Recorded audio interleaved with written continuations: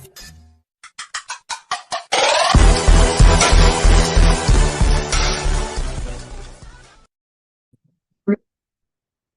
Exercise 2.2 का question number 2 का third part तक अपन कर चुके हैं। क्वेश्चन नंबर 4 देखो।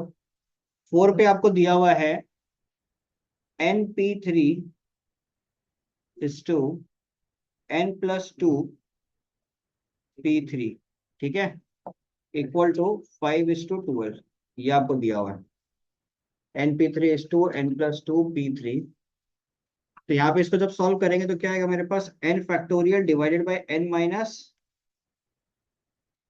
फैक्टोरियल, ठीक है, is to N+2 factorial divided by N+2 - 3 कितना हो जाएगा, n-1 फैक्टोरियल। क्लियर। तो n factorial divided by n-3 factorial, N+2 factorial divided by n-1 factorial equal to 5/12। बोलो ये सबको समझ में आ रहा। n factorial into n-1 factorial divided by n-3 factorial into n+2 factorial. अब इसमें किसको किसको ब्रेक करेगा, ऊपर से अपन ब्रेक करेगा n फैक्टोरियल को, तो क्या आएगा n, n-1, n-2, n-3 factorial. ठीक है, करेक्ट है ना। नहीं नहीं नहीं नहीं नहीं नहीं नहीं नहीं नहीं, मत करो मत करो मत करो मत करो। n फैक्टोरियल, हाँ n-1 फैक्टोरियल को ब्रेक करो, n-1, n-2 और n-3 फैक्टोरियल। ठीक है, डिवाइडेड बाय नीचे n-3 फैक्टोरियल जैसा है रहने दो, और इधर n+2, n+1 और आ जाएगा n फैक्टोरियल। तो आपका n-3 खत्म, n फैक्टोरियल खत्म, बचा क्या, n-1 into n-2 divided by n+2 into n+1 equal to, बोलो यहाँ तक सबको समझ में आ रहा है। ठीक है, और ऊपर इनको मल्टीप्लाई कर दो, n² -2n कितना हो जाएगा, -3n+2, और नीचे n² 2n+n कितना हो जाएगा, 3n+2 इक्वल टू 5/12। ठीक है, क्रॉस मल्टीप्लाई कर दो, 12n² -12 3 जा 36n, 12 2 जा 24, फिर 5n², 5 3 जा 15n, फिर 5 2 जा 10। इनको सॉल्व करेंगे तो कितना आएगा, 12n² में से 5n² माइनस हुआ, कितना बचेगा, 7n² -36n -15 कितना होगा, -51n। 24 में से 10 गया है, कितना बचेगा, बोलो कोई दिक्कत किसी को, यहां तक समझ में आ रहा है सबको, चेक कर लो। क्लियर है। अब मिडिल टर्म स्प्लिट करते हैं, 14 × 7 कितना होता है, 14 × 7 98। ठीक है, तो 98 2 से, हाँ 49, तो 7n² -49n -2n +14 equal to 0।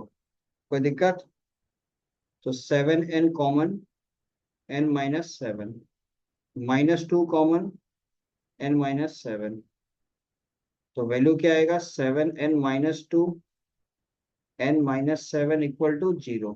तो n का वैल्यू मेरे पास आएगा 7, which is our required answer. 7n-2 अगर यदि अपन करते हैं तो n का वैल्यू आएगा 2/7, जो फ्रैक्शन के अंदर है, ये पॉसिबल नहीं हो सकता। ठीक है, तो ये आपका आंसर नहीं होगा, आंसर आपके पास क्या आएगा, n = 7। कोई दिक्कत इसके अंदर, चेक कर लो। क्लियर है सबका।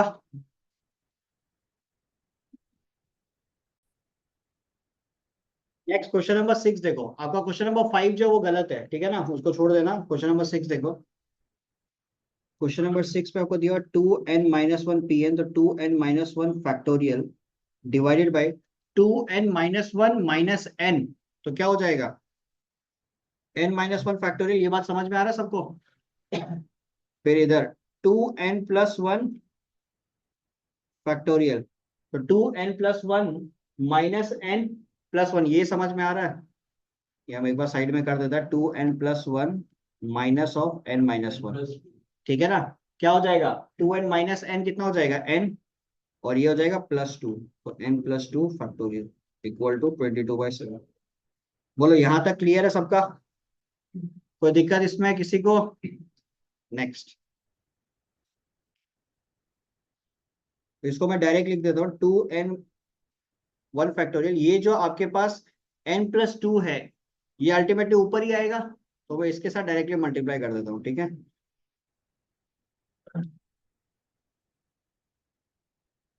फिर n-1 फैक्टोरियल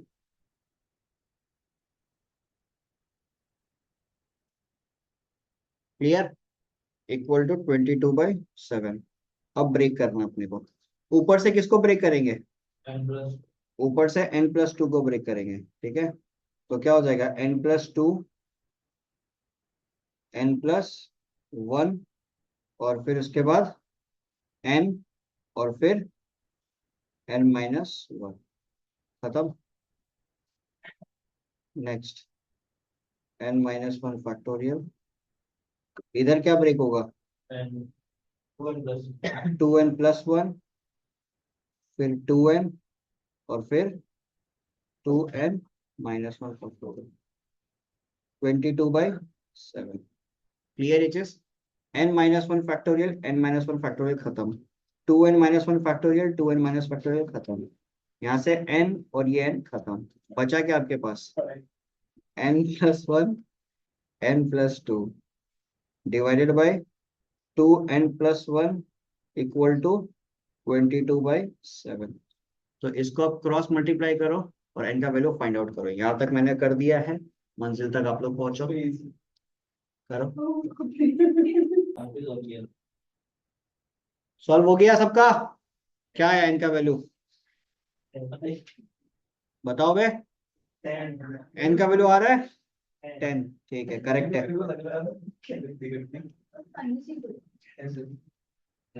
अब देखो क्वेश्चन नंबर 3।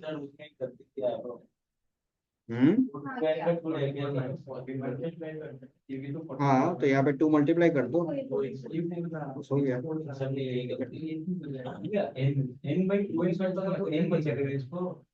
n/2n कटेगा तो n बचेगा, या वो n/n² कटेगा तो n बचेगा। x/2x, तो x कटेगा, सिंपल। क्वेश्चन नंबर 3 देखो, 3 का 1 पे आपको प्रूफ करना है NPR should be equal to n into n-1 PR-1, और दूसरा आपको प्रूफ करना है n-r+1 PR-, ठीक है? दो दो चीज आपको प्रूफ करना है, ठीक है? तो यहाँ पे समझो, तो बेसिकली NPR अगर आप करते हो तो आपके पास आ जाएगा n फैक्टोरियल डिवाइडेड बाय, कोई दिक्कत इसके अंदर? ये सबको समझ आ रहा है? तो इसको एक बार जैसा है वैसा रहने दो, ठीक है? पहले जो प्रूफ 1 है उसको देखते हैं, n into n-1 PR-1, clear? तो n इंटू n-1 का factorial divided by n-1 R-1, कितना हो जाएगा बेसिकली? यही होगा भाई, n-1 माइनस R-1 करोगे तो n-1 माइनस R+1, तो ये खत्म, n-R बचेगा, तो ये तो प्रूफ हो ही गया। कैसे प्रूफ हुआ समझ में आ रहा है? NPR है, NPR को अगर आप ब्रेक करोगे तो क्या आएगा? n into,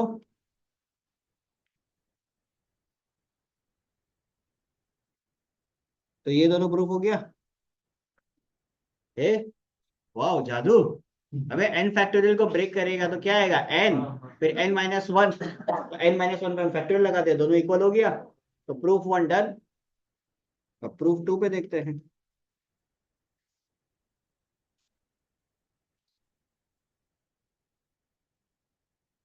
n-r+1 p r-1। क्या निशा की whole? n-r+1 factorial divided bye n-r+1 -r-1। तो क्या होगा? n-r+1 -r+1। तो कितना हो जाएगा ये? वाह, कुछ ज्यादा बड़ा नहीं आ रहा ये। -r+1, तो n-2r,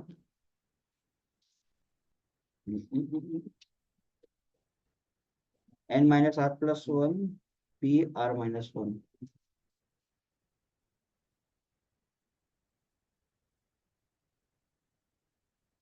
ठीक है।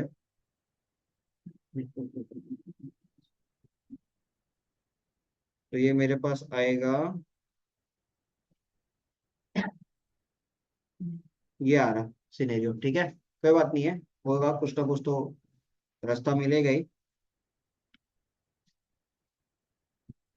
तो यहाँ पे n-r। तो बीच में एन है, हाँ हाँ। तो इसमें एन होगा ब्रैकेट के बाद। ओ, क्वेश्चन गलत लिखा है, सॉरी। हाँ वही वही मतलब कुछ तो पंगा है। हाँ, A to question 2, n-r+1। ठीक है, और इनटू में है n-p r-1। अभी तो फंसा हुआ रह जाता ना, निशान को बताया नहीं उनको। इसको पता था फिर भी नहीं बताया। उनको पता था ना। वही सोचता। तुम चाह रहा था कि क्लास और लंबा जाए, क्लास वेस्ट हो जाए, है ना। देखो, फिर ये क्या हो जाएगा? n डिवाइडेड बाय n-r+1 चलेगा। अब एक चीज देखो, ये भी प्रूफ हो गया। कैसे? अभी देखो, मेरी नजरों से देखो, n-r+1 रखो, n-r+1 -1 करोगे तो क्या आएगा? तो गया ये n डिवाइडेड बाय n-r। और इज इक्वल टू क्या आता है ये? np। Done proof. इतना घटिया, दो दो लाइन में प्रूफ हो रहा है, तो बोलते इतना घटिया। हाँ, कोई दिक्कत? देखो, जब प्रूफ करते हैं ना, तो left hand side, right hand side सबको दिमाग में रखो, क्या दिया हुआ है, क्या बनाना है। कभी कभी लेफ्ट हैंड साइड को भी ब्रेक करना पड़ सकता है, कभी कभी राइट हैंड साइड को भी ब्रेक करना पड़ सकता है। ठीक है, डिपेंडिंग ऑन द सिनेरियो। वो कैसा है आपका n ब्रैकेट n-1 क्या चीज? सेकेंड लाइन पे क्या क्या क्या? ये नहीं नहीं क्यों क्या ये कैसे? ये हाँ ये कैसे आया? नहीं ये कैसे आया? ये कैसे आया? तो मैन फैक्टोरियल को ब्रेक करेगा, तो क्या होगा? n × n-1 ही तो होगा। जहां पे तुम रोकेगा वहां फैक्टोरियल लगा दो। समझा? कोई दिक्कत? क्वेश्चन नंबर 3 का 1 पे बोलो। डन। तो क्वेश्चन नंबर 2 देखो।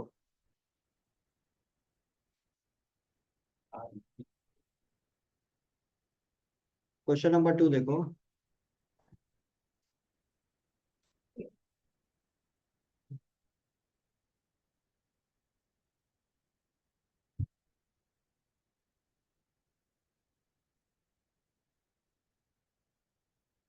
n+1।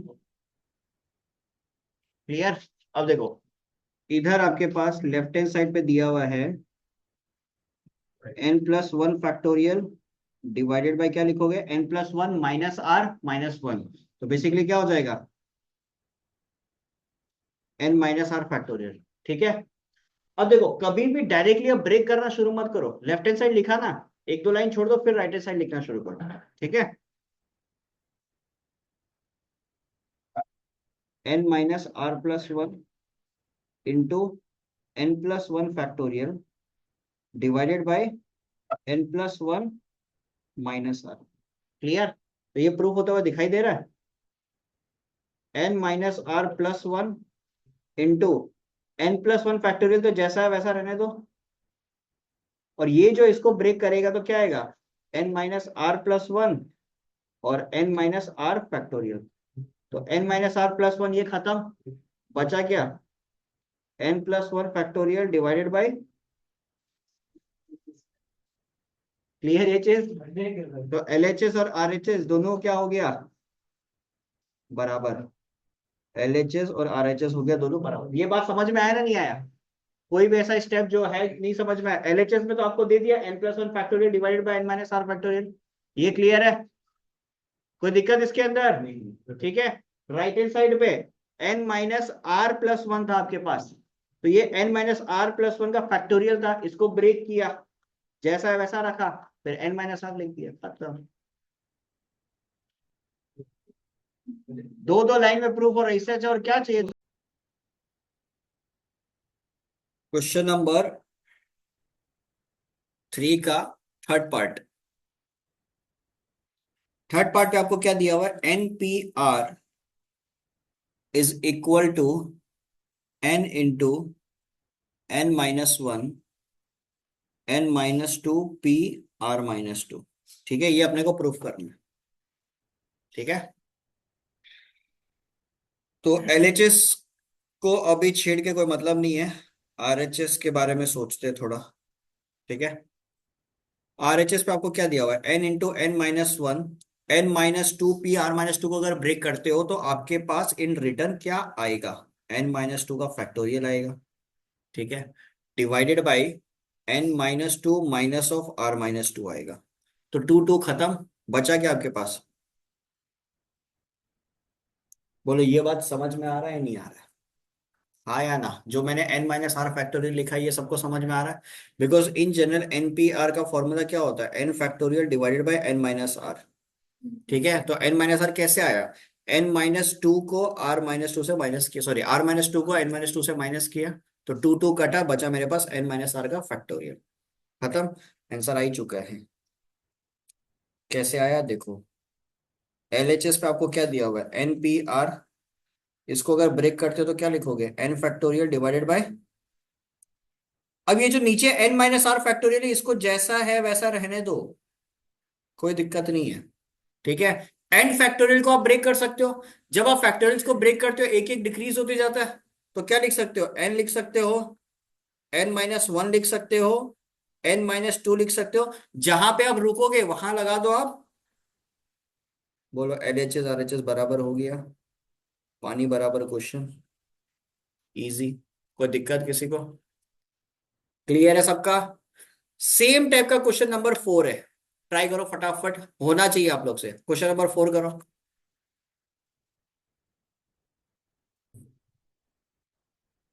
नेक्स्ट देखो क्वेश्चन नंबर 4, अब यहां से आपका स्टार्ट हो गया वर्ड प्रॉब्लम्स। PNC में जो मेन चीज है वो आपका वर्ड प्रॉब्लम्स ही है, ठीक है ना। पहला क्वेश्चन दिया हुआ है वर्ड प्रॉब्लम में, इन how many veg three prices, one for good character, one for regular attendance and one for good player may be distributed among 12 students. 12 student है, ठीक है ना, 12 स्टूडेंट है, उनके बीच में डिस्ट्रीब्यूट करना है कितना प्राइजेस, 3 प्राइज। समझ में आ रहा है? तो सोचो, इसको ऐसे भी सोच सकते हो कि जो पहला प्राइज है, ठीक है, वो 12 में से किसी भी लोग को मिल सकता है, 12 लोग है ना, 12 में से किसी भी एक जन को मिल सकता है। जो दूसरा प्राइज है, रिमेनिंग कितना बचा है लोग, 11, तो 11 में से किसी लोगों को मिल सकता है। जो तीसरा प्राइज है, कितना लोग बचा हुआ आपके पास, 10, 10 में से किसी भी लोगों को मिल सकता है। तो total number of ways of distribution the prize कितना हो जाएगा, और रुको रुको रुको रुको रुको रुको,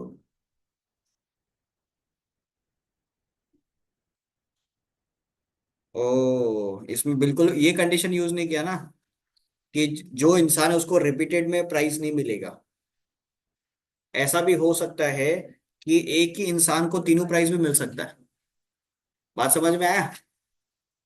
कंडीशन आपको यहाँ पे कुछ भी नहीं देखे रखा है कि भाई किसी इंसान को फर्स्ट मिल गया तो उसको सेकंड नहीं, second in the sense 3 prize है, फर्स्ट सेकंड थर्ड में भी डिवाइड नहीं किया लोग, बेसिकली ये लोग बोल रहे हैं कि 3 प्राइज है तुम्हारे पास। तो ऐसा भी हो सकता है किसी एक ही इंसान को तीनों प्राइज मिल जाए, ये क्वाइट पॉसिबल है। जैसे अपन हाउजी वगैरह खेलते हैं, हाउजी खेला होगा तुम लोग कभी ना कभी। हाउजी में क्या होता है कि कोई एक एक प्राइस, सॉरी, एक ही इंसान को सारा का सारा प्राइस भी मिल जाता है, ऐसा पॉसिबिलिटी भी होता है। ठीक है, तो उसी टाइप का सिनेरियो है। In how many veg three prices, one for good character, one for regular attendance and one for good player, may be distributed among 12 students. ठीक है, सो लिखो टोटल नंबर ऑफ वेज,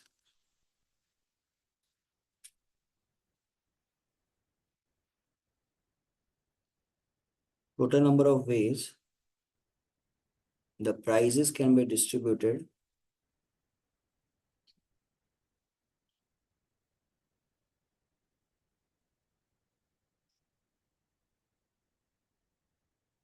पहला प्राइज 12 में से किसी भी इंसान को मिल सकता है। इनफैक्ट दूसरा प्राइज भी 12 में से किसी भी इंसान को मिल सकता है। इनफैक्ट तीसरा प्राइज भी 12 में से किसी भी इंसान को मिल सकता है। तो 12 इंटू 12 इंटू 12, 12 इंटू 12 होता है 144, 144 इंटू 12 होता है 1728। So total number of veg हो जाएगा ये। लेकिन अगर बाई चांस क्वेश्चन ऐसा बोलता कि फर्स्ट सेकंड और थर्ड में डिवीजन हो रहा है, समझ में आ रहा है, फर्स्ट सेकंड और थर्ड, एक इंसान जिसको पहला फर्स्ट प्राइज मिला, एक इंसान जिसको सेकंड प्राइज मिला, एक इंसान जिसको थर्ड प्राइज मिला, तब सिचुएशन क्या होता कि सोचो 12 लोग हैं, ठीक है ना, 12 लोग तुम्हारे पास है, किसी एक इंसान को एक प्राइज मिल गया, मतलब फर्स्ट प्राइज मिल गया। ठीक है, तो फर्स्ट प्राइज वाला खत्म। अब कितना लोग बचा हो तुम्हारे पास, 11 लोग। 11 में से किसी एक इंसान को सेकंड प्राइज मिल गया। ठीक है, तो दो प्राइज खत्म हो गया। अब कितना बचा तुम्हारे पास, एक प्राइज, और लोग कितना तुम्हारे पास 10, तो किसी एक इंसान को थर्ड प्राइज मिल गया। तो टोटल नंबर ऑफ वेज कितना होता, 12 इंटू 11, 132, 132 इंटू 10, 1320।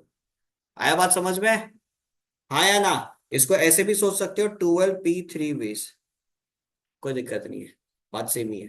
12p3 लिखो या 12 इंटू 11 इंटू 10 लिखो, बोथ आर सेम। 12p3 का मतलब क्या हो गया, 12 फैक्टोरियल डिवाइडेड बाय 12 - 3 कितना होता है, 9 फैक्टोरियल। तो 12 into 11 into 10 into 9 factorial divided bye 9 factorial, ये खत्म। तो 12 11 10 को मल्टीप्लाई करोगे कितने के बराबर आएगा, 1320। क्लियर एजेस, चलो नेक्स्ट सवाल देखो। नेक्स्ट सवाल आपको दिया हुआ है, there are 6 vacant seat in a platform, there are 6 vacant seat in a railway platform, in how many ways can 2 person sit there. ये आसान है। ठीक है, पहला सीट में 6 में से कोई भी लोग बैठ जाएगा, दूसरा सीट में रिमेनिंग 5 में से कोई भी लोग बैठ जाएगा। टोटल नंबर ऑफ वेज कितना हो गया, 30। या इसको ऐसे भी सोच सकते हो 6p2। क्लियर, तो यहाँ पे आंसर लिखो, total number of ways, total number of veg 2 person can sit, क्या हो जाएगा, 6p2 वेज। तो 6 फैक्टोरियल डिवाइडेड बाय 6 - 2 कितना होता है, 4 फैक्टोरियल। तो 6 इंटू 5 इंटू, ये खत्म, 5 इंटू 6 कितना होता है। बोलो कोई दिक्कत किसी को, क्लियर है सबका, चलो, हाँ या ना, सही है। चलिए अगला सवाल।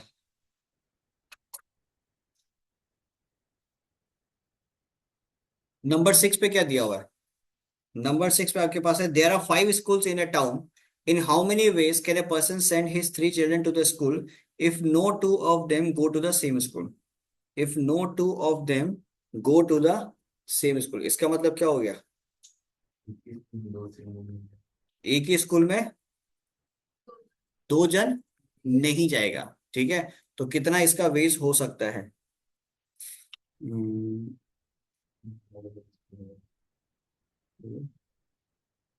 तीनों कहा जा रहा है, देखो अगर ऐसे,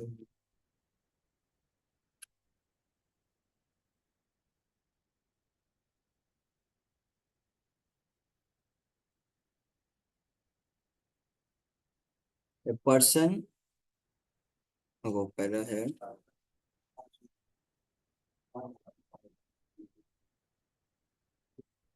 total number of veg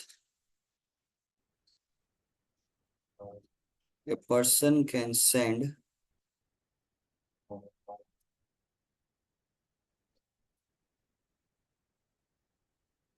3 children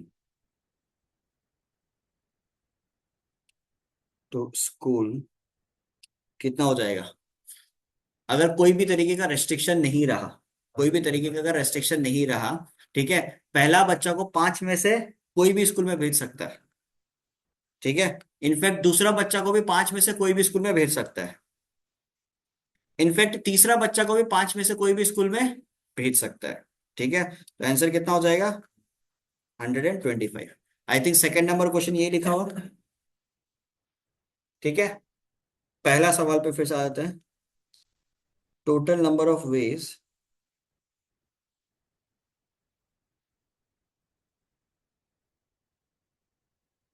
a person can send his 3 children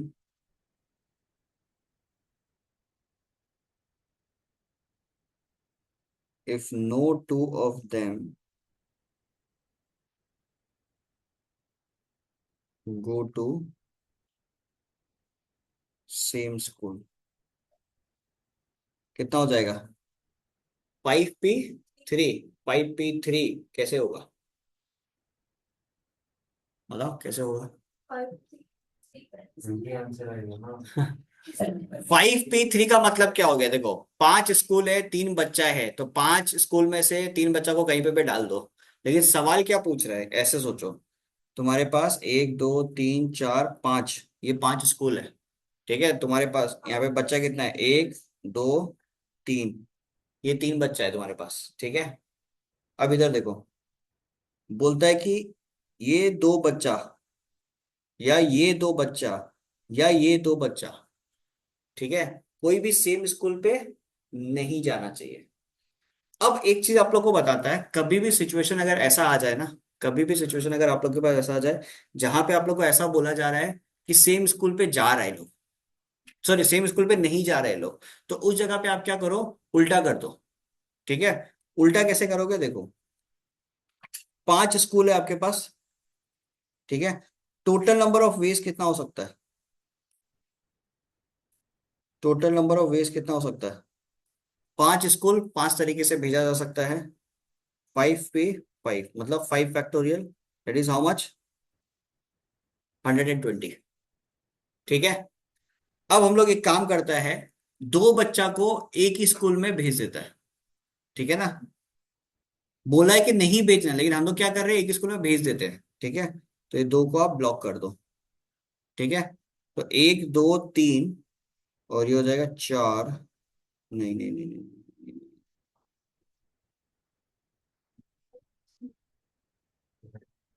5p3 तो नहीं होगा।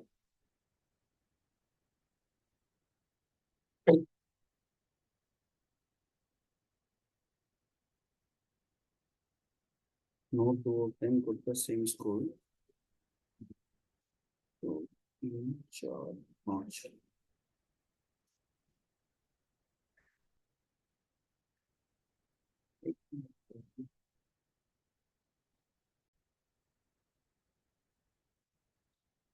5 1 2 3 4 5, ठीक है ना। 5 स्कूल हो गया, और बच्चा कितना हो गया? 1 2 3 बच्चा हो गया, ठीक है ना। सॉरी, सवाल पूछ रहा था तुम लोग को कि कोई भी एक बच्चा 2 सेम स्कूल में नहीं जाना चाहिए, कोई भी एक बच्चा 2 सेम स्कूल में नहीं जाना चाहिए। तो हम लोग आंसर किस प्रकार लिख सकते हैं? 5p3, तीनों अलग अलग स्कूल में जा रहे हैं ना। आया बात समझ में? ऐसे सोचो कि एक बच्चा एक स्कूल में चला गया, ठीक है ना। अब दूसरा बच्चा का एंट्री हो रहा है, उसके पास चॉइसेस कितना है? 4 चॉइसेस। तीसरा बच्चा का एंट्री हो रहा है, उसके पास चॉइसेस कितना है? 3। खत्म, तीनों अलग अलग स्कूल के अंदर है। तो 5 × 4 × 3 कितना हो गया? 60 वेज, ठीक है। कोई दिक्कत? चलो नेक्स्ट 7 नंबर देखो, 7 नंबर ट्राई करो खुद से एक बार। 7th नंबर पे क्या दिया हुआ है? In how many veg a child wear his 4 shirt 3 pant and 3 shoots, 3 shirt, sorry 3 shoes, ठीक है। कितने तरीके से ये पहन सकता है? तो भाई ये तो कितने भी तरीके से पहन सकता है, मतलब क्या हो जाएगा? Total number of veg 4 × 3 × 3। Multiplication theorem और एडिशन थ्योरम बताया था आप लोग को। मल्टीप्लीकेशन थ्योरम में क्या होता था, एंड का कंडीशन, मतलब ये इंसान जो तैयार हो रहा है शर्ट भी पहनेगा, पैंट भी पहनेगा और जूता भी पहनेगा, तीनों चीज पहनेगा। जब एंड का कंडीशन हो तीनों को मल्टीप्लाई कर दो, खत्म। तो total number of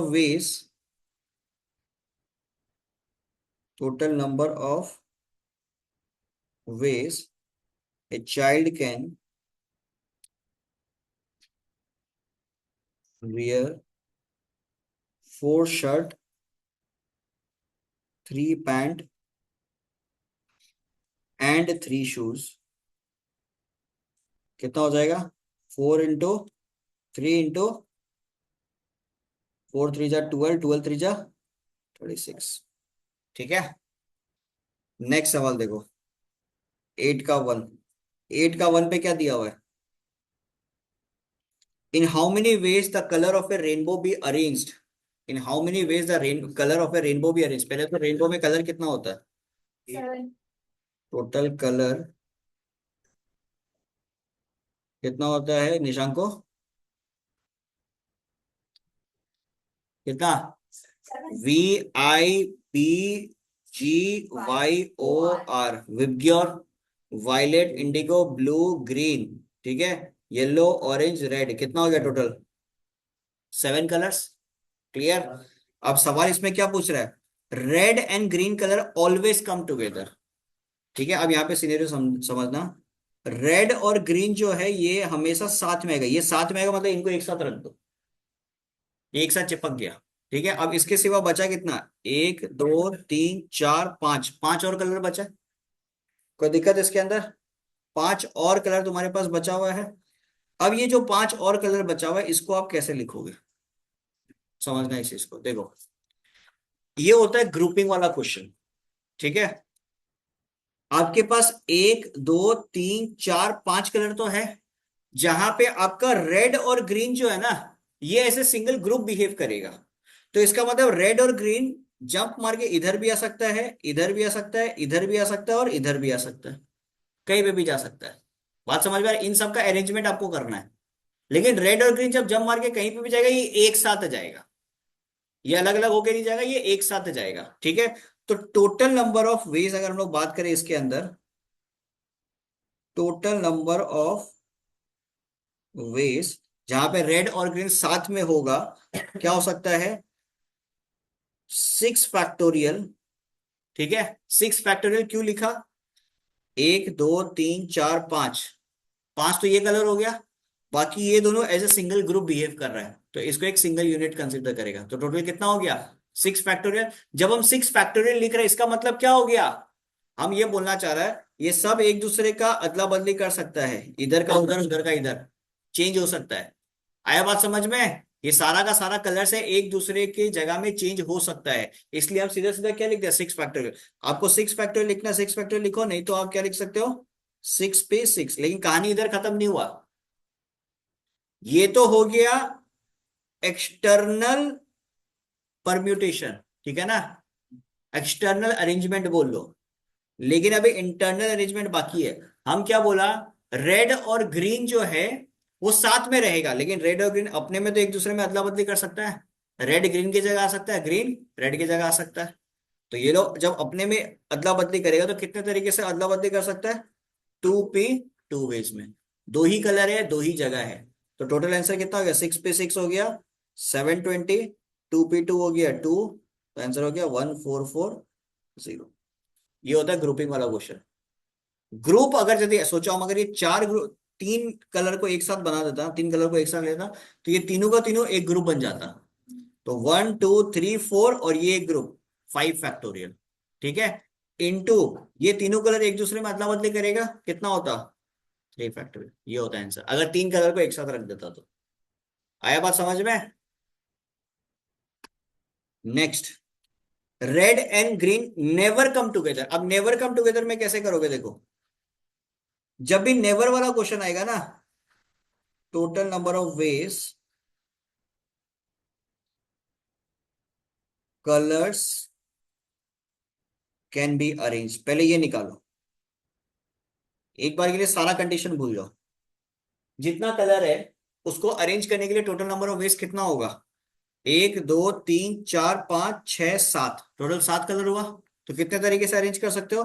7p7, 7p7 का होता है 7 फैक्टोरियल। 7 फैक्टोरियल का वैल्यू कितना होता है? 7 फैक्टोरियल का वैल्यू कितना? 50। पक्का? 720 × 7 करेक्ट है वैसे तो। ठीक है, अब सिनेरियो देखो। सवाल आपको क्या बोला है कि भैया जो रेड और ग्रीन है वो साथ में नहीं होना चाहिए। हालांकि साथ में होने का कंडीशन तो हम लोग ऑलरेडी यहाँ निकाल के रखा है, 1440। अगर रेड और ग्रीन साथ में होता तो total number of veg arrange करने का कितना हो गया? 1440। अब सवाल ये पूछ रहा है कि भैया साथ में नहीं होना चाहिए, तो हम लोग क्या करेंगे? टोटल नंबर ऑफ वेज से 1440 को माइनस कर दो। जब इसको माइनस कर देंगे तो हमारे पास वो आंसर आएगा जहां पे ये दोनों साथ में नहीं है। Clear?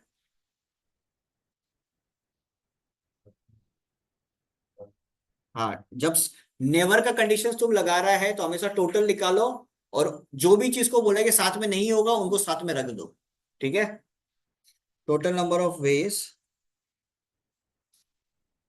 If R and G are not together, कितना हो जाएगा? 5040 माइनस 1440, कितना आएगा आंसर? 3600। कोई दिक्कत है इसके अंदर? चेक कर लो। क्लियर है सबका? ऑनलाइन वालों कोई इशू इसमें? जब भी नेबर वाला कंडीशंस आता है वहां पे सबसे बेस्ट वे पॉसिबल आपके लिए ये होगा कि टोटल वेज निकालो, माइनस जिस चीज को हटाने बोला उस चीज को पहले साथ में रख दो। ठीक है,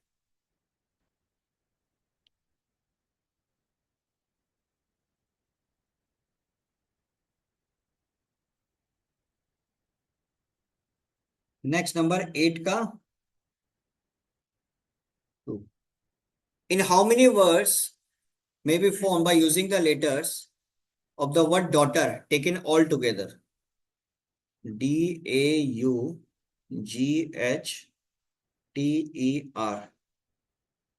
ठीक है, डॉटर। अब पहला बोला है कि the vowels always come together. Vowels को एक साथ रख दो। पहले तो वॉवेल्स कौन सा है? A U E। A U E को मैंने रखा एक साथ। इसके सिवा आप टोटल कितना बनता है? 1 2 3 4 5 6 7 8। 1 2 3 4 5। A U E को मैंने एक साथ रख दिया। A U E एक सिंगल ग्रुप की तरह बिहेव करेगा। क्लियर? तो आंसर क्या होगा? इफ 3 vowels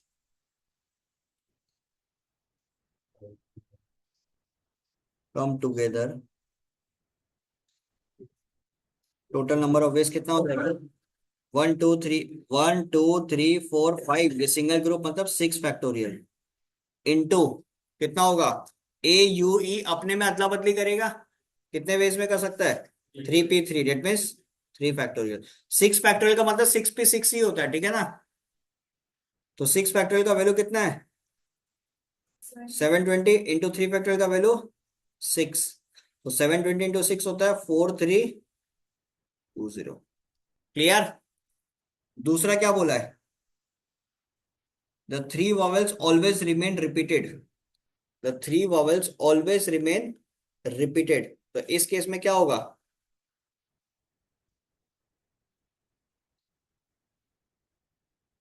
वॉवेल्स ऑलवेज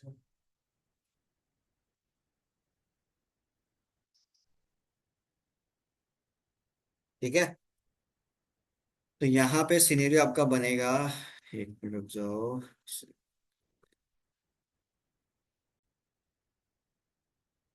अब देखो यहाँ पे बोला three vowels always remain repeated में आप क्या करो? पहले टोटल नंबर ऑफ वेज निकालो।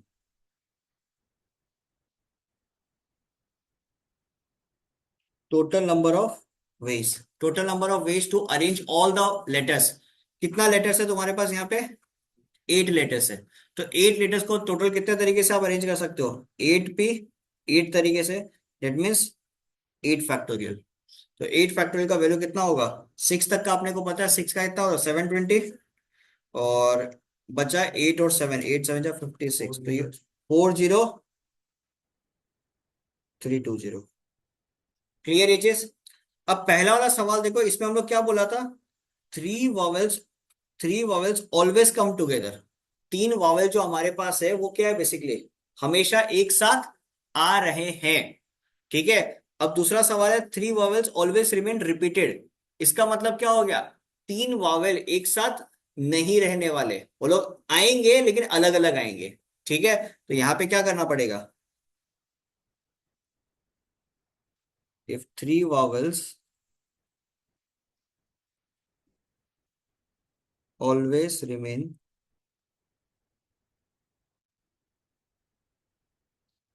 कितना हो जाएगा, 40320 माइनस 4320, आंसर कितना आएगा, 36,000। कोई दिक्कत।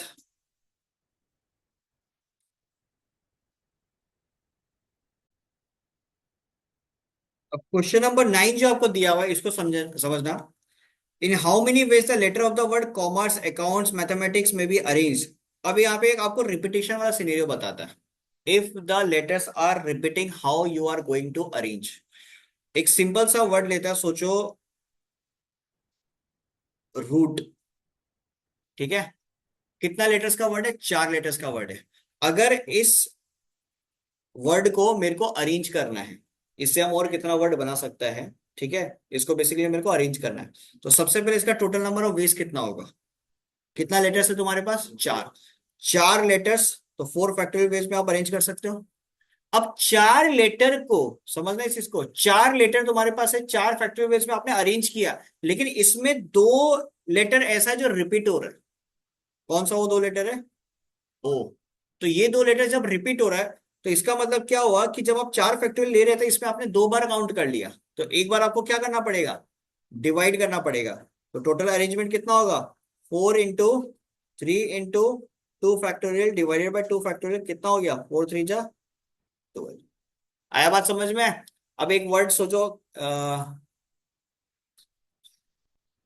इसका नाम क्या है, शुभम। सोचो शुभम, SHUBHAM। ठीक है। टोटल कितना लेटर्स है तुम्हारे पास, 1 2 3 4 5 6 7, 7 फैक्टोरियल। कौन सा वर्ड रिपीट हो रहा है, एच। आया बात समझ में। अब सोचो तुम्हारे पास वर्ड है कुछ,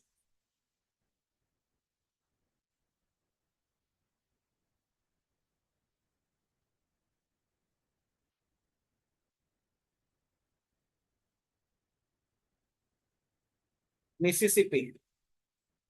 ठीक है। कितना लेटर्स है इसके पास, 1 2 3 4 5 6 7 8 9 10। ठीक है। अब इसमें ध्यान दो, आई जो वो कितना बार रिपीट हो रहा है, 1 2 3 4, तो लिख दो 4 फैक्टोरियल। उसके साथ साथ एस जो कितना बार रिपीट हो रहा है, 1 2 3, लिख दो। और कौन रिपीट हो रहा है, कितना बार, 2 बार। आया बात समझ में, क्लियर ये चीज। इस तरीके से आपको रिपीटेशन ऑफ लेटर्स का क्वेश्चन करना। ठीक है। अब जैसे कि यहाँ पे आपके पास क्वेश्चन है पहला, क्या है, जो सब्जेक्ट लिया है उसे क्या दे दिया, कॉमर्स, COMMERCE। ठीक है। तो टोटल नंबर ऑफ वेज इसका कितना हुआ, कितना लेटर्स इसके पास है, 8। उसमें से एम कितना बार रिपीट हो रहा है, 2 बार। ई कितना बार हो रहा है, 2 बार। सी कितना बार हो रहा है, 2 बार। आया बात समझ में। छोटा वैल्यूज होता है ना, तो उसको थोड़ा सॉल्व कर लो। बहुत हद से ज्यादा बड़ा वैल्यूज रहेगा उसको छोड़ देना। ठीक है। लेकिन इस चीज को लिखना जरूर। जैसे आप लिखोगे total number of ways of arrangement कितना होगा, 8 फैक्टोरियल। फिर दूसरा लाइन पे लिखो कि एम 2 बार रिपीट हो रहा है, तो एम के लिए 2 फैक्टोरियल। सी 2 बार रिपीट हो रहा है, तो सी के लिए 2 फैक्टोरियल। और ई 2 बार रिपीट हो रहा है, तो ई के लिए 2 फैक्टोरियल। अब लिखो टोटल नंबर ऑफ अरेंजमेंट कितना होगा, तो आंसर रहेगा ये 2 4 लाइन आप लोग लिख देना। ठीक है। टीचर भी खुश हो जाएगा। नेक्स्ट अकाउंटेंट्स, कितना वर्ड है ये, तो इसका आंसर ही सीधा सीधा दे दिया ये लोग। 11 फैक्टोरियल डिवाइडेड बाई, ए 2 बार हो रहा है, ठीक है, सी 2 बार हो रहा है, और क्या 2 बार हो रहा है, एन 2 बार है, और टी 2 बार है। क्लियर? मैथमेटिक्स, मैथमेटिक्स के लिए क्या होगा, 11 फैक्टोरियल डिवाइडेड बाई, एम 2 बार है, टी 2 बार है, और कौन 2 बार है, एम ए 2 बार है। खत्म, इजी। अब देखो इसका second part, show that a permutation of the word Calcutta is twice the permutation of the word of the letter of the word America. तो पहले क्या करो, आप कलकत्ता का निकालो, total number of arrangement of Calcutta, total number of arrangement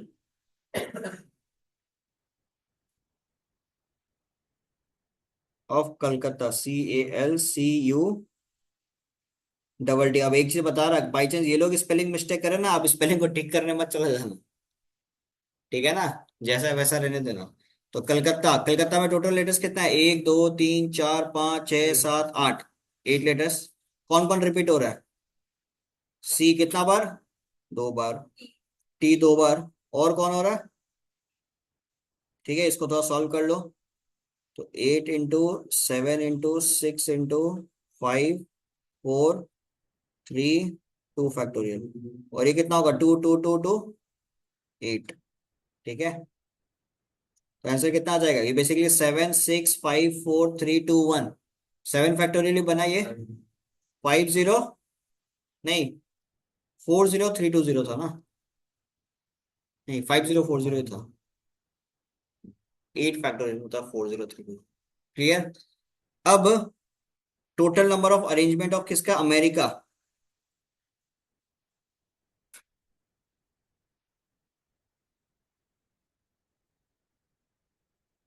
AMERICA, America. America में कितना letters है, 1 2 3 4 5 6 7, ठीक है, उसमें ए कितना बार रिपीट हो रहा है, ठीक है, और कुछ रिपीट हो रहा है क्या, ए 2 बार है, और कुछ रिपीट नहीं हो रहा है। चलो, तो इसका आंसर कितना आएगा, 5040 का आधा कर दो ना, 7 फैक्टोरियल मतलब 5040, उसका आधा कर दो, कितना होगा, 2520। और यही प्रूव करना था कि कलकत्ता अमेरिका, सॉरी कलकत्ता का जो अरेंजमेंट आएगा वो अमेरिका का अरेंजमेंट से दुगना होगा, ट्वाइस होगा, यही तो बोला था क्वेश्चन, चेक करो एक बार। क्लियर है सबका? चलो, क्वेश्चन नंबर 10 ट्राई करो एक बार।